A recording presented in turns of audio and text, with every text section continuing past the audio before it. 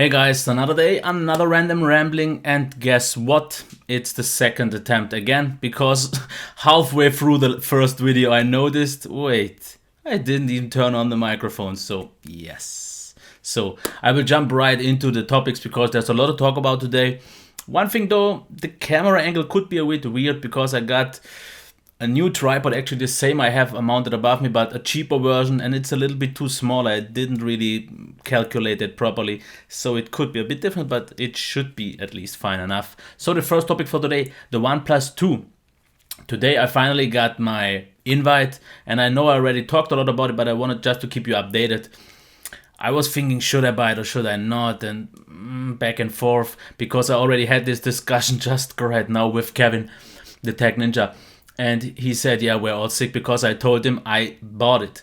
And then I said, yeah, the sickness is we buy things we almost know we don't want and definitely don't need.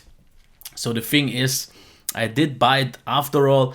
And since I have to pay it with my own money, I will have to make a ton of footage and videos to at least justify it in some way. Because it's not as cheap as many make you believe. Because okay, in euros it's actually even more expensive than in dollars because, okay, you have taxes and so I get that, but it's 399 euros. Okay, still okay for what you get, but I also got one swap style cover which is 27 euros. Not that cheap, but okay, I wanted one.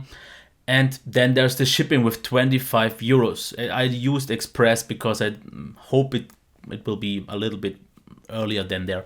But the thing is also, it is now all in all 450 euros, which is a lot. Something I don't make off this channel, so it was really hard for me to take the plunge, but yeah, I did after all. One thing though, a little rant about the swap style covers. I checked YouTube, I wanted to see some reviews which I should get, because maybe for me the grip and feel in hand is very important, and all the reviewers talk about two things. They talk about how to switch the covers and how they look. But both things are obvious. I know how it goes off and on. You just take it off and you put the other one on. And I can see pictures, so I know how it looks. But I want to know, how does it feel? Does it feel like wood, or does it make the device thicker or so? Nobody tells you that. Has it grip, a good amount of grip? Is it different than compared to the sandstone? Which one provides more grip? So these are questions. I didn't get an answer, so I just got for the one that I thought looks the best and could maybe have the best grip, Black Apricot. The rosewood for me was a little bit too light. If it would have been mahogany, maybe yes, but yeah, that's it for this. The next topic would be, is the normal sized flagship dead? Because let's look at the market right now. We have 5.5 inches everywhere. The OnePlus 1, the LG G4, and there are a lot of more. So the ZTE-X, and then we have even Motorola now stepping up with 5.7 on their flagship, going from 5.2 to 5.7. The Note series and the S6 Edge Plus, and also HTC, Sony, all will get 5.5 or bigger. And the only companies now left with maybe a flagship below that mark, maybe the Sony Z5 Compact. We will still have to see how big that will be, but it should be smaller than 5.5.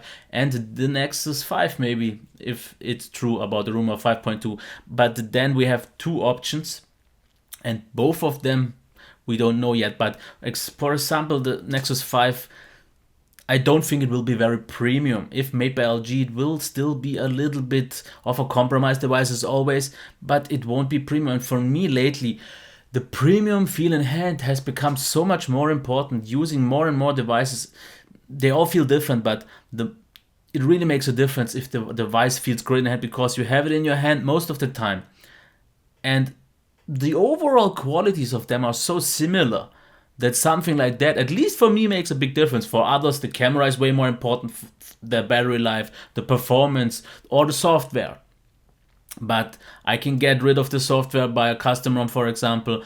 Don't care about the camera so much. So you see, the one thing you can change is the hardware, and that one has to be good. and I'm not so sure on the Nexus side, at least on the LG Nexus. The Huawei Nexus will be a little bit too big for me, but that's the next, whoa, sorry. But that's the next point. The Huawei Nexus fingerprint reader. I just got the Huawei Ascend Mate 7, which I guess will be around the size of the new Huawei Nexus. It will be 5.7 according to rumors. This one is 6-inch, but look at the position of the fingerprint reader.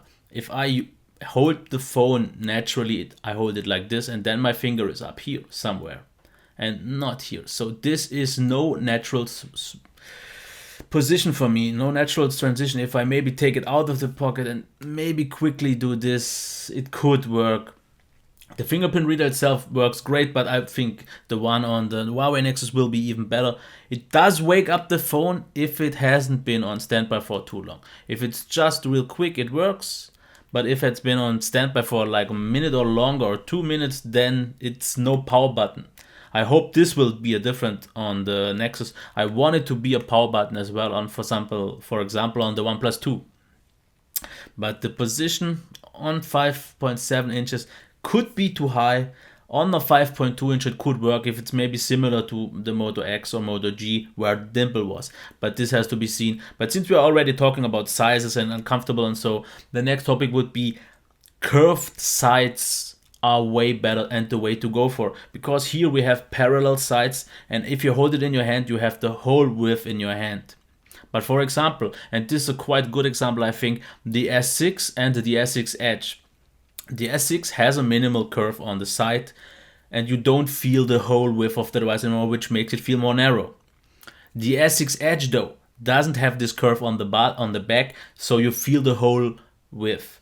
But if you turn it around so you have the edge on the back, it felt a lot more narrow. And this is, I think, the reason why the Note 5 has it on the back and why it makes a lot more sense than, for example, the S6 Edge Plus, where it's on the front again. Of course, there it's display and on the other side not. But I think the Note will feel a lot more narrow than the S6 Edge Plus. And that's why I think all of the phones like Motorola, LG and so should make this a curve. It just makes a whole lot of a difference because, for example, the OnePlus 1 has parallel sides, and for example, the LG G Flex 2 I just recently reviewed has a curve, and it was way easier to hold, and one-hand use was way easier. So let me know what you think about that. The next question I have to you: who do you think is gonna be the next Samsung for power users? Because let's be honest, Samsung is slowly moving away from the power user. Okay, yes, the Note still is a powerhouse, but we don't get the things that a power user wants. We don't have a SD card slot anymore. We don't have a user replaceable battery anymore.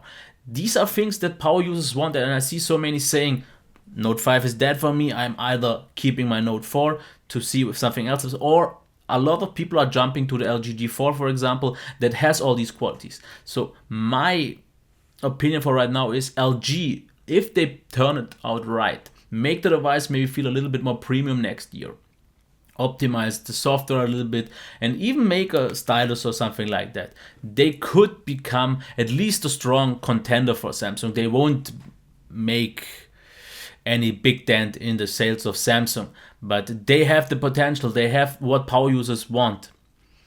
Okay, I don't know if the power user who wants the stylus also wants the rest, and if the ones who want the SD card and the battery also want the stylus. But I think LG is already working on that, and at least they are the next ones to really compete with them. Not really in terms of sales, and I'm pretty sure Samsung isn't afraid of them. Not at all. But that's it for that. Let me know what you think. Next thing would be Mr. Robot. If you haven't seen the show, definitely give it a look. It's definitely a really interesting show, and the lead character is definitely the highlight here because his acting is fabulous, fantastic, absolute amazing. Sadly though, the rest of the cast can't compete with his level. The show itself for the first 4 episodes was super intense, super strong plot. I think after that it has leveled out a little bit. It's not anymore raising, it's maybe keeping the level or slightly going down. So I hope this will improve a little bit. It's still a great show, don't get me wrong. From all the shows right now, it's still one of the better ones, of course. But the acting is what makes it so intense. The story is well, and if you are interested in hacking and so on, it's quite a realistic hacking so definitely interesting if you are in the tech The next thing, let me quickly see how long it is. Okay, we can talk about that.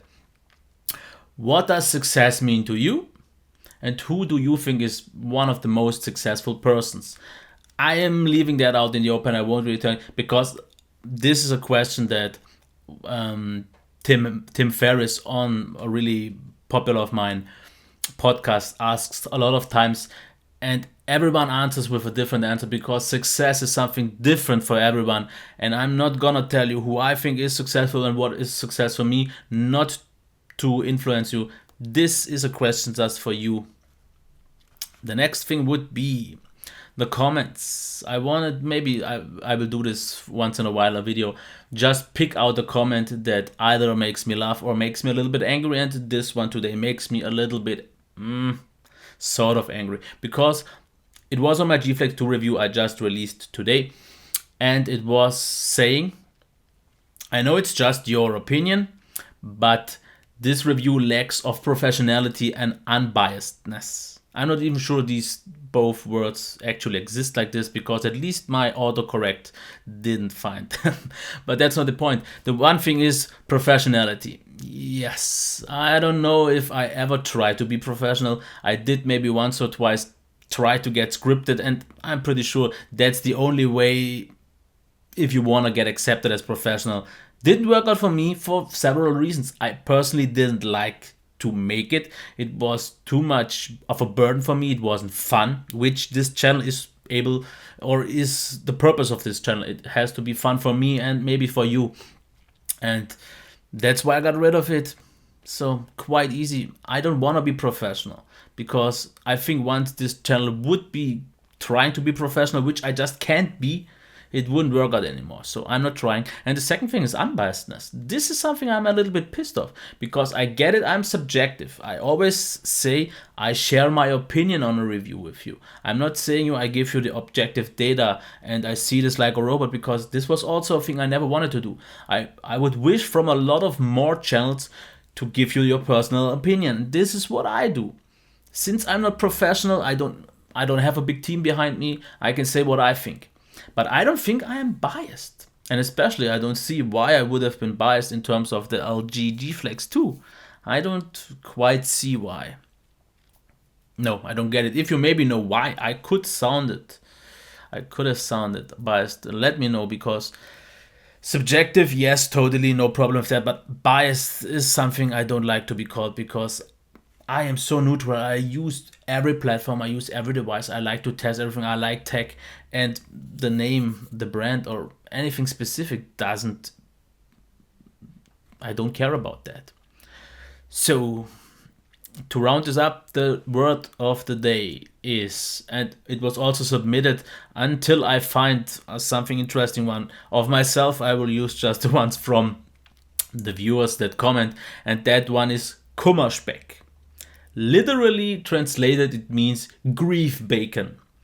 And I guess if you hear grief bacon in English, you have no clue what that could mean. What it means for us in German, if someone says Kummerspeck, if you are in grief, or if you are disappointed, if you are in a bad mood, like after a breakup or so, you start to eat. You get fat. And this is what we call getting Kummerspeck. So out of grief you eat and then you get fat. Okay, you don't always have to get fat, but this is the term we say. He puts on Kummerspeck if he's, yes. Oh, yeah. The video is again 14 minutes. I'm not sure what else to say, so I will try to make it balanced. But today I was in a very good mood about this video until I got this comment, because a little comment sometimes can really put me off. But yeah, not so much I can do about that. That's just who I am. And if you like these videos, still give me a like, reshare them, and leave me comments. And yeah, I'm not professional. No, for sure not. Bye.